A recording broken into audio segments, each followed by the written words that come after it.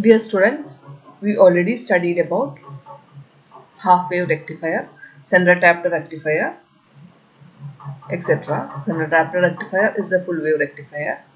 So here we are going to discuss about the bridge rectifier. Bridge rectifier is a full wave rectifier. So this is the figure of the bridge rectifier. Here we have four diodes. D1, D2, D3 and D4 are the four diodes of a bridge rectifier. So this is an AC supply and this is the input of the AC and this is the output of the AC. So this output AC is used as the input of the rectifier. So this secondary is the input of the rectifier. So here we can take the input from these two terminals, from P and Q. We can take the input for the bridge rectifier, and this is the output of the bridge rectifier, and this is the input of the bridge rectifier, and this is the output of the bridge rectifier. So this is the normal AC signal that is given to the rectifier. So when during the positive half cycle, this point become positive, so the point P is positive, so the current flow like this. When it reach here, this diode, because this is P and this is N, so this is a P-N junction diode, this is P and this is N, so this is when during the positive half cycle, this diode D1 is forward biased and D4 is reverse biased. This is because this is a negative terminal N and this is P. So this is in the reverse biased. So the current flow through D1 and it reach here. So this is a common point, down common point. So current flow through the load. This is the load resistance Rn and it reach here. So this diode D3 is again forward biased and D4 is reverse biased. So D4 never conduct and D3 will conduct. So current flow through like this and it will reach the point Q. So this is the path of the current. It's start from P and it's flow through D1 and then through RL it reach D3 and through D3 it will reach the point Q. This is the path of the current. So during the positive half cycle, D1 and D3 conduct. So this is the positive half cycle. Here the current flow is due to D1 and D3. Then let us check what happened during the negative half cycle. So this is the negative. During negative half cycle, P become negative. So this diode D1 is reverse biased and D4 is forward biased. When P is negative, Q is positive. So when Q is positive, diode D2 conduct and D3 doesn't conduct because it is reverse biased. So current is flowing through this and it passes through D2 and reach the ground, and through RL it reach D4 because D4 is in the forward bias and it reach the point P. So that is the path of the current during the negative half cycle. So current start from here, so D2 conduct and it reach here through RL, it reach the D4 diode and through this path it reach P. So this is the complete path of the full wave rectifier circuit during the negative half cycle.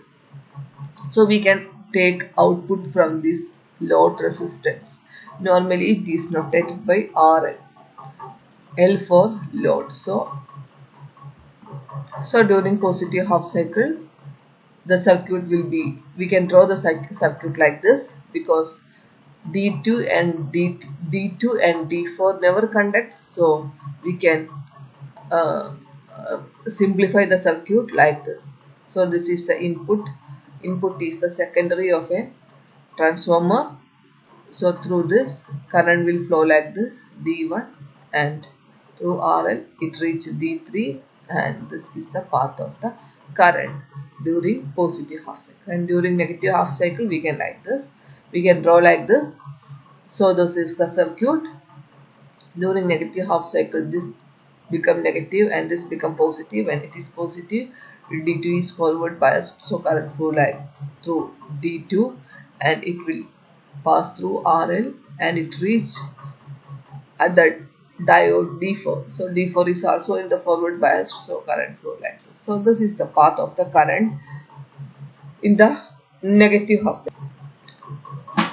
So let us check what is a peak inverse voltage. So peak inverse voltage is the voltage appear across the diode when the diode is in reverse biased. So that is the peak inverse voltage. So in the case of a bridge rectifier, the peak inverse voltage is equal to the secondary voltage of the transformer. What is the secondary voltage of the transformer? It is the input of the secondary voltage of the transformer is the input of the bridge rectifier. So the input voltage appears as the peak inverse voltage in the case of a full wave rectifier. That is, during positive half cycle, D1 and D3 will conduct. At that time, D2 and D4 are in the reverse biased condition. So the complete voltage, secondary voltage, or it is the input voltage for the full wave rectifier, appear between D2 and D4. So the peak inverse voltage is the secondary voltage of the transformer, as in the case of a central tapped rectifier. So it is equal to Vm, that is the input voltage. Similarly, during the negative half cycle, the peak inverse voltage across D1 and D3, it is not this, it is D1 and D3. Peak inverse voltage of D1 and D3 is equal to Vm. അതായത് positive half സൈക്കിളിൽ രണ്ട് ഡയോഡ്സും conduct ചെയ്യുന്നു, D1ഉം D3യും conduct ചെയ്യുന്നു. അപ്പോൾ D2ഉം D4ഉം reverse biased ആണ്. അപ്പോൾ ഇൻപുട്ടിലുള്ള full wave റെക്ടിഫയറിന്റെ ഇൻപുട്ടിലെ voltage complete ആയിട്ട് D2ലും D4ലും എത്തുന്നു. സോ ഈ D2നും D4നും സെക്കൻഡ്, അതായത് ട്രാൻസ്ഫോമറിന്റെ സെക്കൻഡറി അല്ലെങ്കിൽ ഫുൾ വേവ് റെക്ടിഫയറിന്റെ ഇൻപുട്ട് വോൾട്ടേജ്, അതിനെ നമ്മൾ VM എന്ന് വിളിക്കുക. അത്രയും റിവേഴ്സ് പീക്ക് ഇൻവേഴ്സ് വോൾട്ടേജ് ഉണ്ടാവണം, അല്ലെങ്കിൽ ഡ്യൂറിങ് റിവേഴ്സ് ബയാസിന്റെ സമയത്ത് D2ഉം D4ഉം ഡാമേജ് ആവും. അതുകൊണ്ടാണ് D2ന്റെയും D4ന്റെയും പീക്ക് ഇൻവേഴ്സ് വോൾട്ടേജ് എന്ന് പറയുന്നത് secondary voltage of the transformer. അത് തന്നെയാണ് input of the full wave rectifier ആണെന്ന് പറയുന്നത്. അതേപോലെ നെഗറ്റീവ് ഹാഫ് സൈക്കിളിൽ D2ഉം D4ഉം കണ്ടക്ട് ചെയ്യുമ്പോൾ this reverse voltage D1നും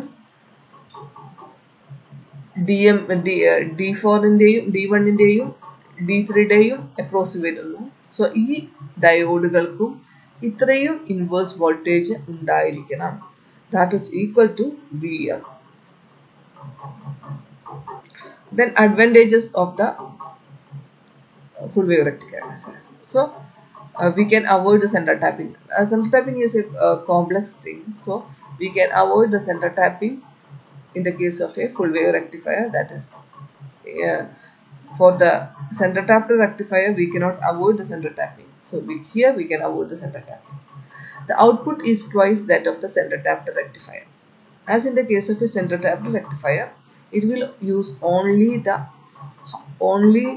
the half of the secondary voltage of the transformer. So here we can use the full secondary as the input.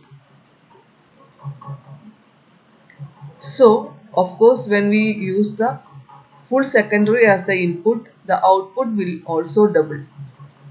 Okay, in the case of a center tap rectifier, it use only half of the secondary voltage of the transformer as an input, so the output is also half. In the case of a full wave rectifier, we use the full secondary voltage of the transformer, so the output is also twice that of the center tap rectifier. Similarly, the peak inverse voltage is half of the center tap, because in the case of a center tap, we will use the input as the half of the secondary voltage of the transformer, even though its peak inverse voltage is equal to, so the peak inverse voltage is equal to the secondary voltage of the transformer. അതായത് secondary എന്താണ് കേസിൽ നമ്മൾ fully use ചെയ്യുന്നുണ്ട്, secondary ഫുള്ളായിട്ട് use ചെയ്യുന്നുണ്ട്. Secondary of the transformer, ആ input voltage അത് ഫുള്ളായിട്ട് നമ്മൾ യൂസ് ചെയ്യുന്നുണ്ട്. അത് ഫുള്ളായിട്ട് തന്നെ പീക്ക് ഇൻവേഴ്സ് വോൾട്ടേജ് ആയിട്ട് അപ്പിയർ ചെയ്യുന്നുണ്ട്. പക്ഷെ സെൻട്രൽ ടാപ്പിൻ്റെ കേസിൽ പകുതി പീക്ക് ഇൻവേഴ്സ്, പകുതി വോൾട്ടേജ് മാത്രമേ ഇൻപുട്ടായിട്ട് use ചെയ്യുന്നുള്ളെങ്കിലും full input peak inverse voltage at appearing. So that is a comparison. So it requires 4 diodes. So that is the disadvantages of the bridge rectifier, because the